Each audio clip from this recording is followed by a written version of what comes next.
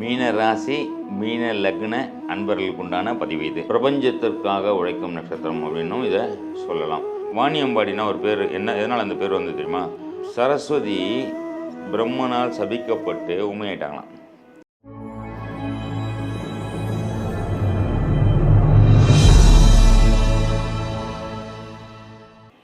ஜெய் ஸ்ரீராம்.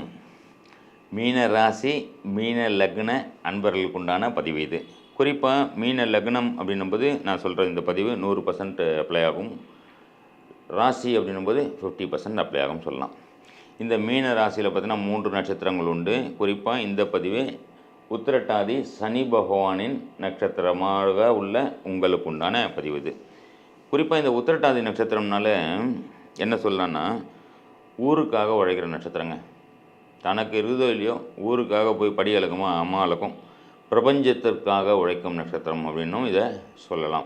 பிரபஞ்சத்திற்கு நன்மை செய்ய பிறந்த நட்சத்திரமே அதில் பிறந்தவர்கள் பிரபஞ்சத்துக்கு நன்மை செய்வார்கள், நண்பர்களுக்கு நன்மை செய்வார்கள். கணவனாக இருந்தால் மனைவிக்கு நன்மை, மனைவியாக இருந்தால் கணவருக்கு நன்மை செய்வார்களாம், அம்மா செய்வாங்க. ஏன்னா இந்த நட்சத்திரத்தில் தான் யார் பிறந்திருக்கா? காமதேனு பிறந்த நட்சத்திரம், வேப்பமரம் பிறந்த நட்சத்திரம். சரிங்களா? இப்போ இந்த 2 விஷயம் போதாதான் எவ்வளோ பெரிய உயர்வான நட்சத்திரம் அப்படின்னு சொல்லலாம். அதே மாதிரி இந்த நட்சத்திரத்தில் பிறந்தது யாருன்னா, ஜடாயு பிறந்த நட்சத்திரம். சீதா பிராட்டியை ராவணேஸ்வரன் தூக்கிட்டு போகும்போது, ஜடாயு துரத்திட்டு போகும்போது ஜடாயுவோட ரக்கையை வெட்டிட்டு ஜடாயுவை கீழே தள்ளி விட்டு ராவணேஸ்வரன் சீதையை கூட்டு போயிட்டாப்புல. அப்போது ஸ்ரீராமர் வர வரைக்கும் உயிரை கையில் பிடிச்சிட்டு, ராமா உன்னுடைய மனைவியை சீதை அம்மையை ராவணன் இந்த வழியாக தான் தூக்கிட்டு போனான் அப்படின்னு சொல்லிட்டு வழியை காமிச்சிட்டு இறந்து போனவர் தான் ஜடாயு. சரிங்களா? அப்போது அந்த ஜடாயு அடுத்தவரின் மனைவியாக இருந்தாலும் கவர்ந்து சென்றுட்டாங்க யாரோ ஒருத்தர். அதை உரியவனிடம் சொல்ல வேண்டும்ட்டு உயிரை கையில் பிடிச்சிருந்து சொல்லிட்டு இறந்ததுன்னும் போது, அப்போ பிரபஞ்சத்துக்காக உழைக்கிற நட்சத்திரம் தானே நீங்கள். உண்டா? முடிஞ்சால் ஒரு வாட்டி நான் சொல்கிற கோயிலுக்கு போயிட்டு நான் சொல்கிற பரிகாரம் பண்ணிட்டு வரீங்களா? எழுதிக்கிறேங்க. சகஸ்வர லக்ஷ்மீஸ்வரர் திருக்கோவில், தீயத்தூர் அப்படிங்கிற ஒரு கிராமம். திருபுவனம் அங்கேருந்து திருபுவன வாசல் அங்கேருந்து 21வது கிலோமீட்டரில் இந்த தீயத்தூர்ன்ற கிராமம் இருக்குங்க. புதுக்கோட்டை மாவட்டத்தில் இந்த கோவில் இருக்குது. கண்டிப்பாக இந்த கோவில் போங்க, சுற்றி பாருங்கள். ஊரில் எங்கே பசுமாடு தெரிஞ்சாலும் யோசிக்காமல் அகத்திக்கீரை வாங்கி கொடுக்கறது, இல்லை வேறு உங்களால் என்ன அந்த பசு சாப்பிடணும்னு சொல்லி கேட்டு அந்த பசுக்களுக்கு உணவு கொடுக்கறது, அங்கே இருக்கிற வேப்ப மரத்துக்கு உங்கள் கையால் தண்ணி ஊற்றுறது. புரியுதுங்களா? முடிஞ்சால் அந்த வேப்ப மரத்துலேயே படுத்து தூங்குங்க. சரிங்களா? தூங்கிட்டு பசுக்களுக்கு தானம் பண்ணுங்க. அங்கே இருக்க முதியோர்களுக்கு முடிஞ்ச வரைக்கும் அங்கே இருக்க உடல் ஊனமுற்றவர்களுக்கு தான தர்மங்கள் செய்யுங்க. கம்பளி, அதாவது பெட்ஷீட்டு, குளிர்காலத்துக்கு பெட்ஷீட்டும் இல்லை கொடை எதனா வாங்கி கொடுத்துருவாங்க. கண்டிப்பாக உங்களுடைய கர்ம நிவர்த்தி ஆகும் அப்படின்ற மாதிரி சொல்லலாம். சரிங்களா? ஓகே, இது சொல்லியாச்சு. அடுத்து வேறு என்ன சொல்லலாம்? குலதெய்வ கோவில் போகணும். எதுக்கு போகணும்? கடன் நிவர்த்தியாக போகணும். பண்ணலாமா? கடன் நிவர்த்தி அரசாங்க சம்மந்தப்பட்ட ஒரு விஷயம். அப்பாவுக்காக கடன் வாங்குறது, அரசாங்கத்துக்காக கடன் வாங்குறது, இல்லை குழந்தைக்கு தந்தை அப்படின்ற ஒரு கடமையை நிறைவேற்றத்துக்காக கடன் வாங்குறது, நோய்க்காக கடன் வாங்குறது, இதெல்லாம் கண்டிப்பாக இருக்கும் இல்லையா? கண்டிப்பாக இருக்கும். இதை நிவர்த்தி பண்ண என்ன பண்ணலாம்? குலதெய்வ வழிபாடே சிறப்பு. குலதெய்வம் கோயிலில் போய் என்னங்க கொடுக்கலாம்? எலும்பிச்சம்பழம் மாலை வாங்கிட்டு போய்ட்டு, எந்த குலதெய்வமாக இருந்தாலும் எலும்பிச்சம்பழம் மாலை வாங்கி போய்ட்டு குலதெய்வத்துக்கு சாத்துங்க.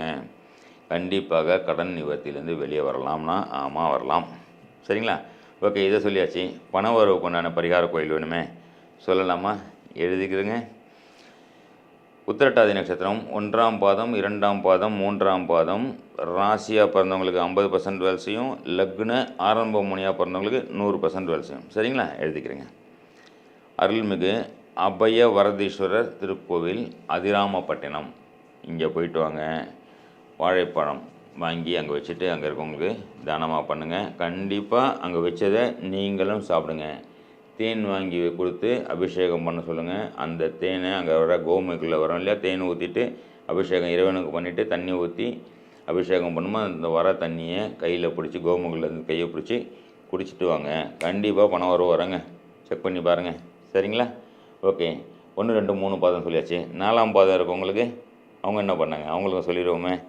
4ஆம் பாதம் போது ஆதிபுரீஸ்வரர் திருக்கோவில், அருள்மிகு ஆதிபுரீஸ்வரர் திருக்கோவில், பழைய வாணியம்பாடி, அதாவது வாணியம்பாடின்னு நம்ம சொல்கிறோம் பார்த்திங்களா, இங்கே பழைய வாணியம்பாடி அந்த இடத்துல அருள்மிகு ஆதிபுரீஸ்வரர் திருக்கோயில்னு இருக்குது. இங்கே போனீங்கன்னா வாணியம்பாடினா ஒரு பேர் என்ன, எதனால் அந்த பேர் வந்து தெரியுமா? சரஸ்வதி பிரம்மனால் சபிக்கப்பட்டு உண்மையாயிட்டாங்களாம். அப்போது இங்கே இருக்கிற இந்த இறைவனை வழிபட்டு தவம் இருந்ததுனால இறைவன் வந்து அவருக்கு அருள் கொடுத்து மறுபடியும் பாட ஆரம்பித்தாங்களாம். வாணி பாடிய ஸ்தலம் ஆனதுனால் வாணியம்பாடின்னு அந்த ஊருக்கு பேர் வந்திருக்கு. சரிங்களா? ஸோ அந்த ஊருக்கு கண்டிப்பாக போயிட்டு வாங்க.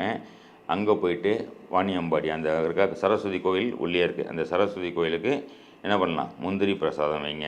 முந்திரி பிரசாதம் வச்சு சாப்பிடுங்க. கரும்பு ஜூஸ், கரும்பு இல்லை வெல்லத்தினால் செய்யப்பட்ட ஒரு பொருளை அங்கே வச்சு அதை சந்தோஷமாக சாப்பிடுங்க. கண்டிப்பாக பொருளாதார வளம் பெருகும், குடும்பம் சுபிட்சமடையும் என்று கூறி இந்த உரையை இத்துடன் முடிக்கிறேன். நன்றி, வணக்கம். ஜெய் ஸ்ரீராம்.